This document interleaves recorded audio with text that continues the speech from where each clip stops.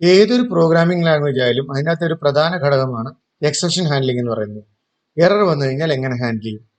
Exception handling ചെയ്യുന്നത് മൂലം നിങ്ങൾക്ക് കൂടുതൽ റിലയബിൾ ആയിട്ടുള്ള കോഡ് കിട്ടും. അതേപോലെ അൺഎക്സ്പെക്റ്റഡ് ആയിട്ടുള്ള എറേഴ്സിനെ ഹാൻഡിൽ ചെയ്യാൻ പറ്റും.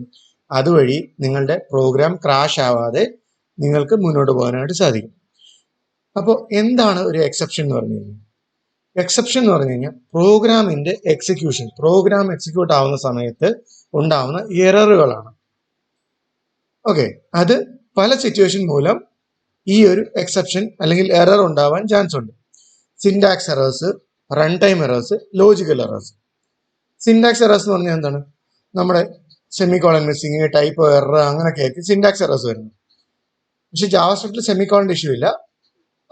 അതുകൂടാതെ വരുന്ന മറ്റ് ടൈപ്പ് എറേഴ്സ്, അതായത് തെറ്റായിട്ട് അടിക്കുന്ന ഫംഗ്ഷൻ നെയിംസ്, തെറ്റായിട്ട് അടിക്കുന്ന ബ്രാക്കറ്റിന്റെ ക്ലോസിംഗ് ഇല്ല, ഓപ്പണിംഗ് ഇല്ല, അങ്ങനെയൊക്കെ വരുന്ന ഇതാണ് സിൻടാക്സ് എറേഴ്സ് എന്ന് പറയുന്നത്. അതേപോലെ റൺ ടൈം എറേഴ്സ്, അതായത് ഡിഫൈൻ ചെയ്യാത്ത വേരിയബിൾസിനെ ആക്സസ് ചെയ്യുക, അതുപോലെ സ്ട്രിങ്ങിനെ നമ്പറായിട്ട് ഇൻകറക്റ്റ് ആയിട്ട് കൺവേർട്ട് ചെയ്യാൻ നോക്കുക, അങ്ങനെയുള്ള കാര്യങ്ങളൊക്കെ വരുമ്പോൾ റൺ ടൈം എറേഴ്സ് ആണ് വരുന്നത്. മൂന്നാമത് വരുന്നത് ലോജിക്കൽ എറേഴ്സ്. ലോജിക്കൽ എറേഴ്സ് എന്ന് പറഞ്ഞു കഴിഞ്ഞാൽ പ്രോഗ്രാമിന്റെ അകത്ത്, പ്രോഗ്രാം ലോജിക്കിന്റെ അകത്തുള്ള ബഗ്സ്, എറേഴ്സ്, അത് അൺഎക്സ്പെക്ടഡ് ബിഹേവിയറിലേക്ക് കൊണ്ടുപോകുന്നു. അതാണ് ലോജിക്കൽ എറേഴ്സ് എന്ന് പറയുന്നത്. ഈ 3 ടൈപ്പ് ഓഫ് എറേഴ്സ് ആണ്: syntax errors, run time errors, logic errors. ഈ 3 ടൈപ്പ് ഓഫ് എറർ ആണ് നമുക്ക് എക്സെപ്ഷൻ ഹാൻഡ്ലിങ്ങിലൂടെ നമുക്ക് എന്ത് ചെയ്യേണ്ടത്? ക്യാച്ച് ചെയ്തിട്ട് നമ്മുടെ ആപ്പ് ക്രാഷ് ആവാതെ, അല്ലെങ്കിൽ വെബ്സൈറ്റ് ക്രാഷ് ആവാതെ യൂസറിന് ജനറിക് ആയിട്ടുള്ള എറർ മെസ്സേജ് കൊടുക്കാനായിട്ട്, അത് നമ്മുടേതായിട്ടുള്ള കസ്റ്റമർ എറർ മെസ്സേജ് കൊടുക്കാനായിട്ട്. ഓക്കെ, അപ്പൊ നമുക്ക് ഇതിനെക്കുറിച്ച് ഡീറ്റെയിൽ ആയിട്ട് പഠിക്കാം. Welcome to another video. JavaScript 3 keywords വരുന്നുണ്ട് എക്സെപ്ഷൻ ഹാൻഡ്ലിങ്ങിനായിട്ട്. അതാണ് ട്രൈ, ക്യാച്ച്, ഫൈനലി. ഓക്കെ, ഇതെന്താണെന്ന് നോക്കാം. ട്രൈ എന്ന് പറയുന്ന ബ്രാക്കറ്റിനുള്ളിൽ നമ്മൾ എഴുതുന്നത് എന്താണ്? നമ്മുടെ പ്രോഗ്രാം ലോജിക്കാണ്, അല്ലെങ്കിൽ നമ്മുടെ കോഡ്, നോർമൽ കോഡ്. ഇതിനകത്താണ് എറർ വരാൻ ചാൻസ് ഉള്ളത്. അപ്പോൾ ഇതിനെ നമ്മൾ ക്യാച്ച് ചെയ്യാനായിട്ട്, അത് എറേഴ്സിനെ ക്യാച്ച് ചെയ്യാനായിട്ട് ഒരു ക്യാച്ച് ബ്ലോക്ക് വേണം. ക്യാച്ചിനകത്ത് എന്താണോ എറർ വന്നിരിക്കുന്നത് ആ എററിനെ ക്യാച്ച് ചെയ്യാനായിട്ടുള്ള ഒരു ബ്ലോക്ക് വേണം. ഓക്കെ, ഇതിനകത്താണ് ക്യാച്ചിങ് എറർ. ഇതേപോലെ നമുക്കൊരു ഫൈനലി ബ്ലോക്ക് വേണം. ഇതെന്ന് പറഞ്ഞു കഴിഞ്ഞാൽ ക്ലീനപ്പ്.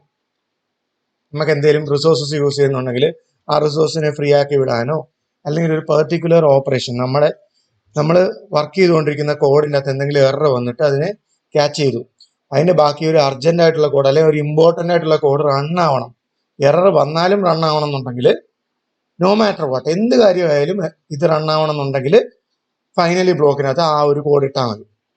ഓക്കെ, എന്ത് എറർ വന്നാലും ഫൈനലി ബ്ലോക്ക് നമുക്ക് റൺ ആക്കി കിട്ടും. പറഞ്ഞു മനസ്സിലായോ? ട്രൈ എന്ന് പറഞ്ഞു കഴിഞ്ഞാൽ അതിൻ്റെ അകത്തായിരിക്കും നമ്മുടെ എറർ വരാൻ ചാൻസ് ഉള്ള കോഡ് ഇടുന്നത്. ക്യാച്ച് എന്ന് പറഞ്ഞു കഴിഞ്ഞാൽ ഈ എററിനെ ഹാൻഡിൽ ചെയ്യാൻ വേണ്ടിയിട്ടുള്ള ബ്ലോക്കാണ്. അതേപോലെ ഫൈനലി എന്ന് പറയുന്നതാണ് നമ്മുടെ ക്ലീനപ്പ് കോഡ്. മനസ്സിലായോ? ഇതേപോലെ മറ്റൊരു രീതിയിൽ കൂടെ ജാവാസ്ക്രിപ്റ്റിനെ നമുക്ക് കസ്റ്റമായിട്ട് നമുക്ക് എറേഴ്സിനെ ഹാൻഡിൽ ചെയ്യാനായിട്ട് സാധിക്കും. അപ്പോൾ നിങ്ങൾക്ക് സ്വന്തമായിട്ട് എറേഴ്സിനെ ത്രോ ചെയ്യാനുമായിട്ടുള്ള ഫെസിലിറ്റീസും ജാവാസ്ക്രിപ്റ്റ് ഒരുക്കിയിട്ടുണ്ട്. അതായത് ഒരു സിറ്റുവേഷൻ വരുവാണ്, ആ സമയത്ത് നിങ്ങൾക്ക് എറർ ത്രോ ചെയ്യണമെന്നുണ്ടെങ്കിൽ നിങ്ങൾക്ക് കസ്റ്റമായിട്ട് എറർ ത്രോ ചെയ്യാം. അതിനായിട്ടാണ് ത്രോ എന്ന് പറഞ്ഞ കീവേഡ് നമ്മൾ യൂസ് ചെയ്യുന്നത്. ഓക്കെ, ഞാൻ ഒരു എക്സാമ്പിൾ കാണിച്ചു തരാം. ഫംഗ്ഷൻ, നമ്മളൊരു ഏജ് കാൽക്കുലേറ്റ് ചെയ്യുകയാണ്, അല്ലെങ്കിൽ വാലിഡേറ്റ് ചെയ്യുകയാണ്. ഇതിനകത്ത് ഇഫ് ഏജ് ലെസ് ദാൻ 0 ആണെങ്കിൽ എന്ത് ചെയ്യണം? Throw new error. Age cannot be negative.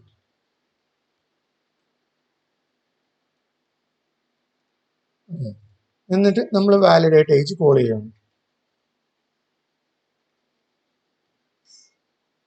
ഇതിനകത്ത് -23 എന്ന് കൊടുക്കുകയാണ്. സേവ് ചെയ്തെങ്കിൽ എന്ത് പറ്റും?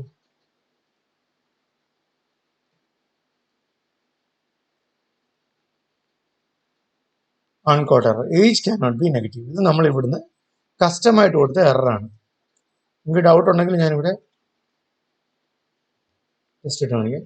വേണ്ടോ, നമ്മൾ കസ്റ്റം കൊടുത്ത എററാണ്. നമുക്ക് കസ്റ്റമായിട്ട് നമുക്ക് എറേഴ്സ് ഡിഫൈൻ ചെയ്യാൻ പറ്റും. സർട്ടൻ സിനാരിയോസ് വരും, അതേ കസ്റ്റമർ റോങ് ആയിട്ട് എന്തെങ്കിലും നമ്മൾ ഈ ഇൻറ്റൻഡഡ് ആയിട്ടുള്ള ഡേറ്റ കൊടുക്കുകയാണെങ്കിൽ, അതായത് നമ്മുടെ ആപ്ലിക്കേഷൻ ഹാൻഡിൽ ചെയ്യേണ്ടാത്ത രീതിയിലുള്ള ഡേറ്റ കൊടുക്കുകയാണെന്നുണ്ടെങ്കിലോ, അല്ലെങ്കിൽ നമുക്ക് സ്പെസിഫിക് ആയിട്ട് ഒരു എറർ ഒരു കേസിൽ നമുക്ക് ഔട്ട്പുട്ട് ചെയ്യണമെങ്കിലോ നമുക്ക് കസ്റ്റമായിട്ട് എറേഴ്സ് ത്രോ കീവേഡ് യൂസ് ചെയ്തിട്ട് നമുക്ക് കൊടുക്കാൻ പറ്റും. അപ്പൊ അങ്ങനെയുള്ള എറേഴ്സിനെ കസ്റ്റം എറേഴ്സ് ആണ്, അത് നമുക്ക് പ്രോഗ്രാമാറ്റിക്കലി ഹാൻഡിൽ ചെയ്യാൻ പറ്റും. ഓക്കെ, അല്ല എന്നുണ്ടെങ്കിൽ നമ്മൾ നേരത്തെ പറഞ്ഞ ട്രൈ ക്യാച്ച് ഫൈനലിക്കകത്ത് കൊടുത്തു കഴിഞ്ഞാൽ ഇന്റേണലി വരുന്ന റൺ ടൈം എറേഴ്സിനെയും കമ്പൈൽ ടൈം എറേഴ്സിനെയും എല്ലാത്തിനെയും ഹാൻഡിൽ ചെയ്യാനായിട്ട് ക്യാച്ച് ബ്ലോക്കിനകത്ത് സാധിക്കും. ഇത് നമുക്ക് എന്തെങ്കിലും ക്ലീനപ്പ് ചെയ്യണമെന്നുണ്ടെങ്കിൽ ഫൈനലി ബ്ലോക്കിനകത്ത് നമുക്ക് ചെയ്യാനായിട്ട് സാധിക്കും. അപ്പോൾ എന്താണ് ശരിക്കും പറഞ്ഞാൽ എക്സെപ്ഷൻ ഹാൻഡ്ലിങ്ങിന്റെ ബെനിഫിറ്റ്സ്? കോഡിന്റെ സ്റ്റെബിലിറ്റി ഇംപ്രൂവ് ചെയ്യും. അതായത് നോ മാറ്റർ വാട്ട്, എന്ത് വന്നാലും കോഡ് ബ്രേക്ക് ആവില്ല എന്നൊരു സിറ്റുവേഷൻ വരും നമ്മൾ പ്രോപ്പർ ആയിട്ട് എക്സെപ്ഷൻ ഹാൻഡ്ലിങ് ചെയ്തു കഴിഞ്ഞാൽ. പിന്നെ ഡീബഗിങ് ഈസി ആവും. നമുക്ക് എറേഴ്സ് ഒക്കെ വന്നു കഴിഞ്ഞാൽ നമുക്ക് ഡീബഗ് ചെയ്യാനായിട്ട് വളരെ ഈസി ആയിരിക്കും. പിന്നെ റീഡബിലിറ്റി കൂട്ടും. പിന്നെ മെയിനായിട്ട് ആലോചിച്ചിരിക്കേണ്ട കാര്യങ്ങൾ ഇതൊക്കെയാണ്. എന്താണ്? ട്രൈ ക്യാച്ച് ബ്ലോക്ക് എല്ലായ്പ്പോഴും യൂസ് ചെയ്യുക. അതായത് എന്തെങ്കിലും പൊട്ടൻഷ്യലി റിസ്ക് ഓപ്പറേഷൻ ഉണ്ടെങ്കിൽ ട്രൈ ക്യാച്ച് ബ്ലോക്ക് യൂസ് ചെയ്യുക. അതായത് എക്സാമ്പിൾ പറഞ്ഞു കഴിഞ്ഞാൽ നിങ്ങൾ ഒരു API കോൾ ചെയ്യുകയാണ്, ഡേറ്റാബേസ് കണക്ഷൻ ചെയ്യുവാണ്, അതേപോലെ ഒരു ഫയൽ റീഡ് ചെയ്യണം, അങ്ങനത്തെ കേസസ് ഒക്കെ വരുമ്പം എല്ലായ്പ്പോഴും ട്രൈ ക്യാച്ച് ബ്ലോക്ക് യൂസ് ചെയ്യുക. കറക്റ്റ് ഇൻഫോർമേറ്റീവ് ആയിട്ടുള്ള എറർ മെസ്സേജസ് കൊടുക്കുക. അല്ലാതെ നിങ്ങളുടെ ഡേറ്റാബേസിന്റെ കണക്ടിവിറ്റിയുടെ എററോ അങ്ങനെയൊക്കെ കൊടുത്തു കഴിഞ്ഞാൽ നിങ്ങളുടെ സൈറ്റ് ഹാക്ക് ആവാനുള്ള ചാൻസസ് കൂടുതലാണ്. അപ്പൊ കണക്ടിവിറ്റി ഡീറ്റെയിൽസ് നമ്മുടെ ബാക്ക് എൻഡിലുള്ള എറേഴ്സ് കൊടുക്കാതെ കസ്റ്റമായിട്ടുള്ള എറേഴ്സ് ത്രോ ചെയ്യാനായിട്ട് ശ്രമിക്കുക. പിന്നെ എപ്പോഴും ഫൈനലി കീവേഡ് യൂസ് ചെയ്യുക എന്തെങ്കിലും ക്ലീനപ്പ് ഉണ്ടെന്നുണ്ടെങ്കിൽ. അപ്പൊ ഇത്രയേ ഉള്ളൂ.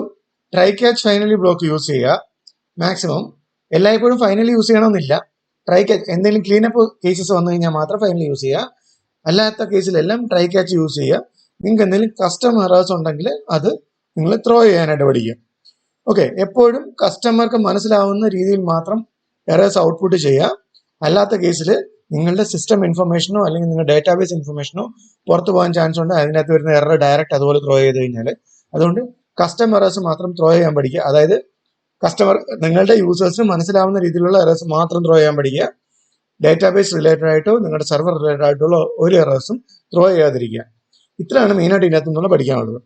കാര്യങ്ങളെല്ലാം ക്ലിയർ ആയെന്ന് വിശ്വസിക്കുന്നു. എന്തെങ്കിലും ഡൗട്ട് ഉണ്ടെങ്കിൽ കമന്റ് സെക്ഷനിൽ അറിയിക്കുക. Thank you.